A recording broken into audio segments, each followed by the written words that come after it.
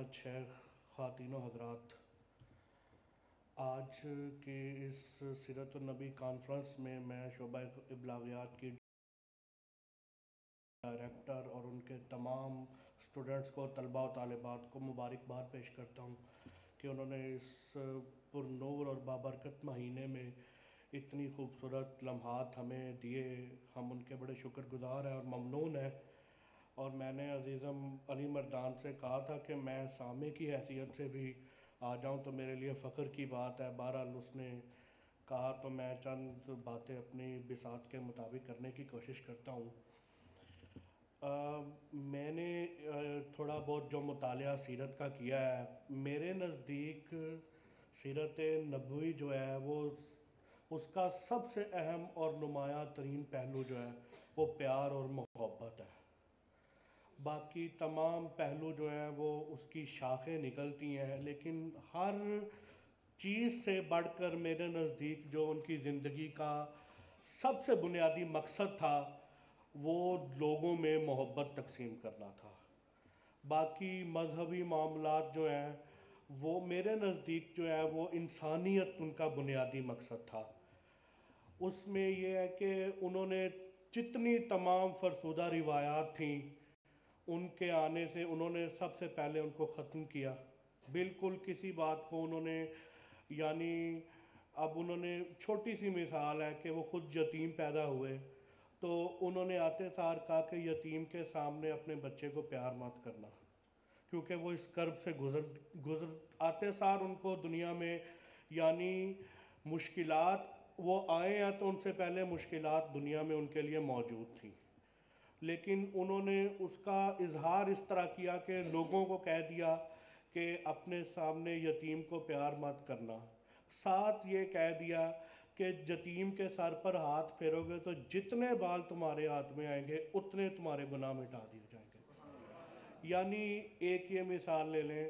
پھر یہ ہے کہ انہوں نے ان سے زیادہ دنیا میں سخی شخصیت کوئی نہیں ہے، لیکن کس فقر و غنا کے ساتھ انہوں نے زندگی گزاری، کس قناعت کے ساتھ زندگی گزاری۔ مجھے جناب جعفر بلوچ کا شعر یاد آ گیا، کیا خوبصورت کہا انہوں نے کہ دوستو جشن تعیش میں نہ لے جاؤ مجھے، دوستو راؤ صاحب، دوستو جشن تعیش میں نہ لے جاؤ مجھ کو فقر شہ والا سے حیا آتی ہے۔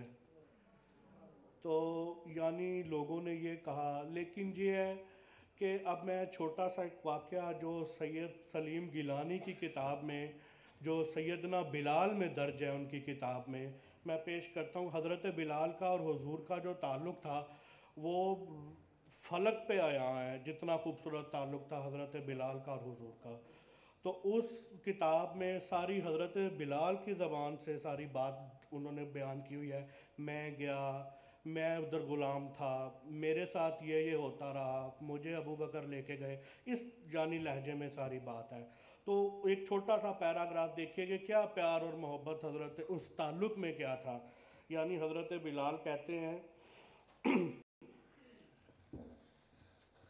پہلی بار حضرت ابو بکر صدیق مجھے حضور کی بارگاہ میں لے کر گئے۔ میں جب ان سے پہلی بار ملا تو وہ تنکوں کی ایک سادہ سی چٹائی پر اپنے بھائی علی کے ساتھ بیٹھے ہوئے تھے۔ انہوں نے مجھے دیکھا تو ان کی آنکھیں بھر آئیں۔ علی نے جو اس وقت بچے تھے ان کا ہاتھ تھام کر کہا، آپ کیوں رو رہے ہیں؟ یہ کوئی برا آدمی ہے کیا؟ آپ نے فرمایا، نہیں علی نہیں، یہ وہ شخص ہے جسے اللہ کی خوشنودی حاصل ہوئی ہے۔ یہ کہہ کر حضور جلدی سے اٹھے اور مجھ سے بغل گیر ہو گئے اور مجھے گلے لگاتے لگاتے فرمایا کہ بلال، جب تک دنیا قائم ہے یہ بات یاد رکھی جائے گی کہ اسلام کی راہ میں اذیت برداشت کرنے والے پہلے شخص تم تھے۔ اور پھر جب حضرت بلال نے حضور کے دنیا سے ظاہری پردہ فرمانے کے بعد تو اذان دینا بند کر دی تھی انہوں نے، چونکہ اسلام کے پہلے مؤذن تھے، انہوں نے اذان دینا بند کر دی تھی۔ تو کہتے ہیں کہ ایک دن علی اور ابو ذر نے بہت زور دے کر مجھے اذان دینے کے لیے چھت پر چڑھا دیا، مگر ٹانگیں ساتھ نہیں دے رہی تھیں، مگر دونوں نے سہارا دیا اور میں نے منہ سے اللہ اکبر نکالا ہی تھا کہ میں پھوٹ پھوٹ کر رونے لگا، اور مجھے الفاظ کا در و بست بھول گیا تھا، کبھی کوئی الفاظ نکلتا کبھی کوئی، سب الفاظ آگے پیچھے ہو رہے تھے۔ حضور کا نام مبارک آتے ہی مجھ پر رکت طاری ہو گئی، میں اٹک گیا اور پھر دوبارہ شروع سے اذان دینے لگا، پھر محمد کا نام آتے ہی رک گیا۔ 4 دفعہ میں نے اذان شروع کی اور چاروں دفعہ ایسا ہی ہوا، میں لفظ محمد اکثر ان کو دیکھ کر کہا کرتا تھا۔ وہ سامنے ہوتے تھے، پاس ہوتے تھے، تو میں ان کی طرف اشارہ کر کے ان کی رسالت کی گواہی دیا کرتا تھا۔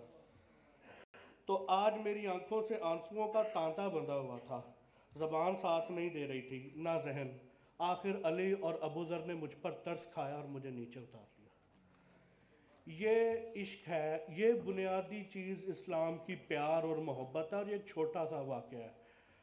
آپ کے اصحاب کے ساتھ جو آپ کا تعلق تھا، آپ کے اہل بیت سے جو آپ کا تعلق تھا، اور پھر یہ تو ان کے اپنے تھے، مشرکین کے لیے جو ان کے لیے دعائیں سب کے لیے تھیں، اور ان کا یعنی وہ کیا کہتے ہیں، حافظ مظہر الدین مظہر صاحب کا ایک شعر مجھے یاد آ گیا، جہاں جہاں سے وہ گزرے جہاں جہاں ٹھہرے، جہاں جہاں سے وہ گزرے جہاں جہاں ٹھہرے، وہی مقام محبت کی جلوہ گاہ بنے۔ یعنی آپ جہاں قدم رکھتے تھے وہ دشت گلزار بن جاتا تھا، ایسا یعنی آپ نے اپنی زندگی میں پھر آپ نے فرمایا ہے کہ یعنی کتنی چھوٹی چھوٹی باتیں ہیں کہ پھل کھاؤ تو اس کا چھلکا باہر نہ پھینکو، یعنی ہو سکتا ہے تمہارے ساتھ والے گھر میں کسی نے نہ کھایا اور ان کے بچے رو پڑے اس کو دیکھ کے، کتنی معمولی سی بات ہے نا، لیکن یہ ہے کہ یہ بنیادی باتیں ہیں۔ اور ہمارے ہاں چونکہ عام طور پہ اس کا اتنا، بہرحال سیدہ کائنات سیدہ فاطمہ زہرا رضی اللہ تعالیٰ عنہ سے آپ کی جو محبت ہے، حضور نے کائنات میں سیدہ سے زیادہ کسی سے محبت نہیں کی، سب سے زیادہ ان سے محبت کی ہے۔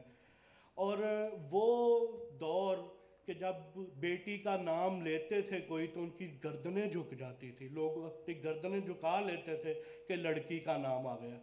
حضور نے ایسے اشارہ کر کے کہا کہ جس نے 2 بیٹیوں کی پرورش کی اور ان کو اچھی جگہ اپنے گھر میں رخصت کیا، میں اور وہ جنت میں ایسے ہو گئے۔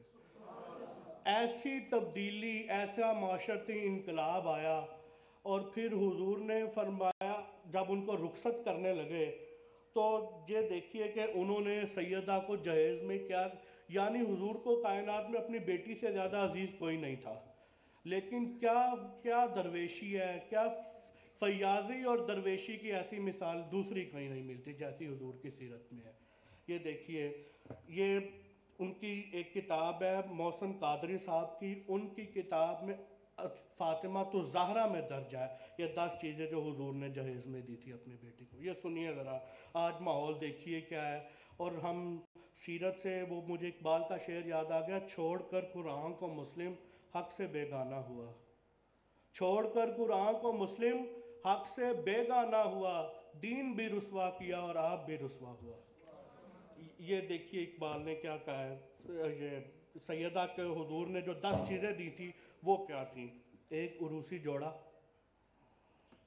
خوشبویات اور عطریات، 2 نقرئی کنگن یعنی بازو بند، 1 چارپائی، 1 عدد بستر کی چادر، 1 اوڑھنے کا خمیلہ جو اونٹ کے سفید بالوں سے بنا ہوا تھا، 1 چمڑے کا بنا ہوا سادہ تکیہ جس میں اصغر بھری گئی تھی، 1 عدد مشکیزہ، 2 عدد پیالے، 1 عدد کوزہ اور 2 آٹا پیسنے کے لیے چکیاں۔ یہ سیدہ کا جہیز ہے، کائنات کی شہزادی کا، جو سید سرکار دو عالم ان کو عطا کر رہے ہیں۔ اور آج ہم اس بات کو دیکھیں، یعنی محبت ہی محبت پوری انسانیت کے لیے۔ اور پھر یعنی اب میں اس کو، یہ تو سیرت کا موضوع ایسا ہے کہ چھوٹی 2 باتیں میں نے کی ہیں، بھری پڑی ہے زندگی، کوڑا پھینکنے والی کے گھر جا کے جھاڑو دے رہے ہیں، گٹری کفار کی اور مشرکین کی وہ بڑھیا جو ہے ایک اس کی گٹری اٹھا کے اس کے گھر چھوڑا ہے، تو کہنے لگی میں نے سنا ہے کوئی جادوگر آیا ہوا ہے، وہ جس کو دیکھتا ہے اس کو اپنا بنا لیتا ہے۔ تو اس نے کہا ماں میں نے آپ کی گٹری جس نے اٹھائی میں ہی وہ جادوگر ہوں، گر کے مسلمان ہو. ایسے جنگ میں حضور نے سختی سے کہا تھا کہ سخت ٹہنی کو بھی کوئی شخص نہ کاٹے. یعنی ہری ٹہنی کاٹنے کی اجازت نہیں دی تھی حضور نے, چھوٹے بچے پہ وار کرنے سے منع کیا تھا. تو جو مقابلے میں آئے اس سے مقابلہ کرنا. تو یعنی یکسر سارا نظام تبدیل ہو گیا. اور میں یہاں آخری بات یہ کرنا چاہوں گا کہ بات ہوتی ہے دور بدل گیا ہے, یعنی ٹیکنالوجی آ گئی ہے, معاملات بدل گئے, سارا سوچنے والی بات صرف اور صرف یہ ہے کہ کیا ماحول بدل گیا یا ہم ویسے نہیں رہے ہیں. یہ آج کی ہم سب کے لیے غور و خوض کرنے والی بات یہ ہے کہ کیا معاشرہ تبدیل ہو گیا یا ہم پہلے جیسے نہیں رہے ہیں. تو پھر جس قدر غلامی آج ہم کر رہے ہیں, پھر ظاہر ہے ہم بھی کرتے رہیں گے, ہماری نسلیں بھی کرتی رہیں گی, ان کی نسلیں بھی کرتی رہیں گی.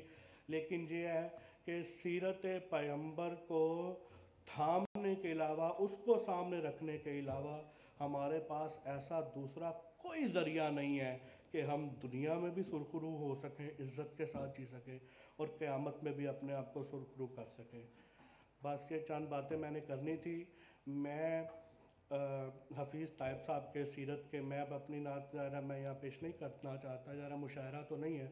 میں ان کے سیرت کے حوالے سے ایک شعر حفیظ طائب صاحب کا سنا کے اجازت چاہوں گا آپ سے, سما خراشی کی معافی, کہ ان لمحوں کو شمار کرو بس حیات میں, ان لمحوں کو شمار کرو بس حیات میں, اپناؤ جن میں کوئی بھی خصلت حضور کی.